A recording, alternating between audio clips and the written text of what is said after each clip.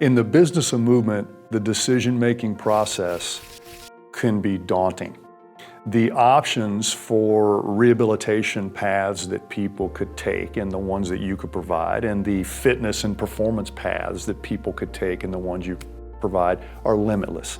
That's because marketing and commerce drive it.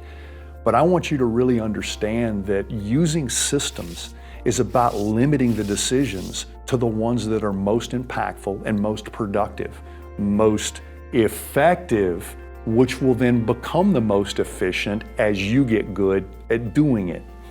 When we're looking at these movement options, I use the systems to systematically and significantly reduce the options to the path that I think will be the most productive.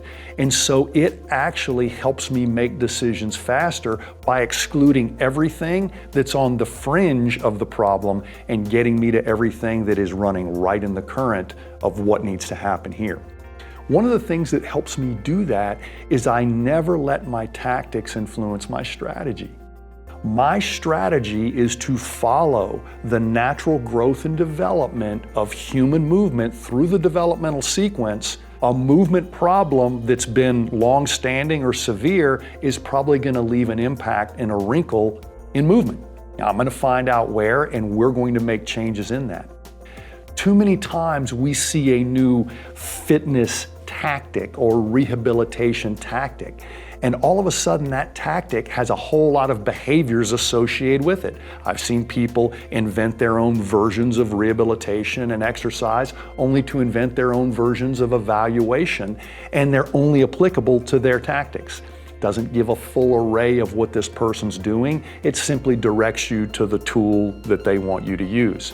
So let's not get hung up in that, because I think it's very easy, if you don't have a strategy, to adopt someone else's. The strategy is we've got to put well before often. We've got to move well before activity will be good often. We've basically got to create awareness, protection, correction, and development through that cycle. And we've got to systematize all those places where we can make errors in their progress. Getting somebody on the right track is pretty easy if you will use a standard operating procedure and system. And these are the exact same systems that will give you better feedback loops for your own business. There's a lot of assumptions out there. You should have the tools to test every one of them. I'm sure you have some too. Don't trust me, test me.